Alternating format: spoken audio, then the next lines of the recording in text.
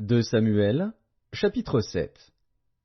Lorsque le roi habita dans sa maison, et que l'Éternel lui eut donné du repos, après l'avoir délivré de tous les ennemis qui l'entouraient, il dit à Nathan le prophète, « Vois donc, j'habite dans une maison de cèdre, et l'arche de Dieu habite au milieu d'une tente. » Nathan répondit au roi, « Va, fais tout ce que tu as dans le cœur, car l'Éternel est avec toi. » La nuit suivante, la parole de l'Éternel fut adressée à Nathan.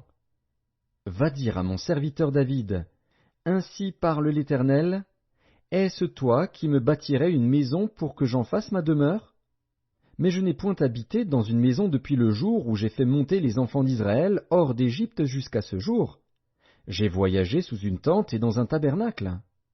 Partout où j'ai marché avec tous les enfants d'Israël, ai-je dit un mot à quelqu'une des tribus d'Israël à qui j'avais ordonné de paître mon peuple d'Israël? Ai-je dit, pourquoi ne me bâtissez-vous pas une maison de cèdre?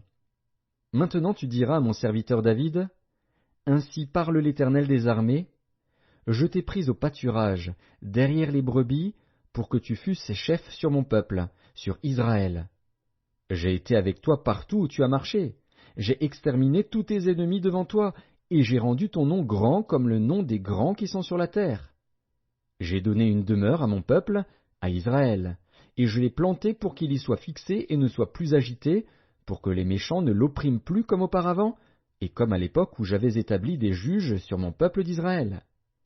Je t'ai accordé du repos en te délivrant de tous tes ennemis. Et l'Éternel t'annonce qu'il te créera une maison.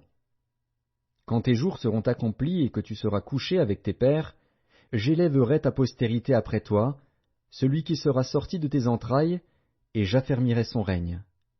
Ce sera lui qui bâtira une maison à mon nom, et j'affermirai pour toujours le trône de son royaume. Je serai pour lui un père, et il sera pour moi un fils.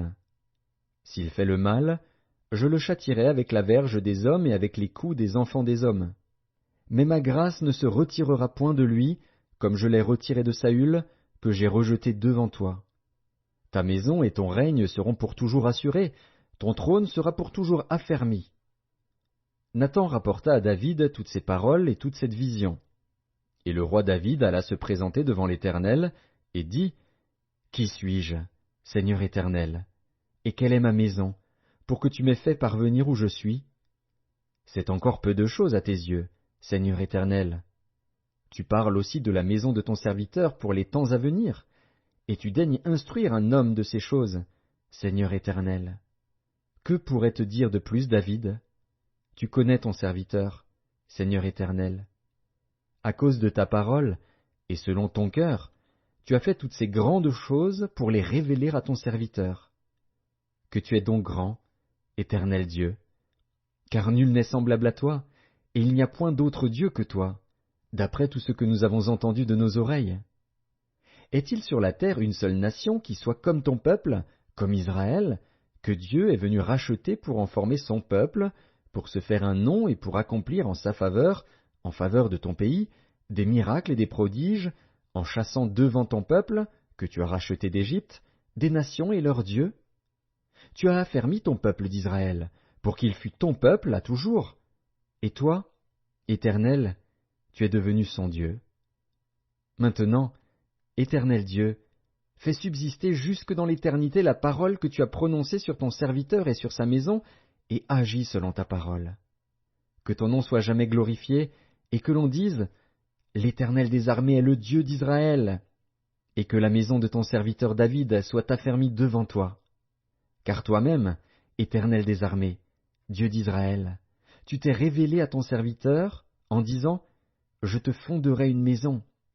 C'est pourquoi ton serviteur a pris courage pour t'adresser cette prière. Maintenant, Seigneur Éternel, tu es Dieu, et tes paroles sont vérité, et tu as annoncé cette grâce à ton serviteur. Veuille donc bénir la maison de ton serviteur, afin qu'elle subsiste à toujours devant toi. Car c'est toi, Seigneur Éternel, qui as parlé, et par ta bénédiction la maison de ton serviteur sera bénie éternellement.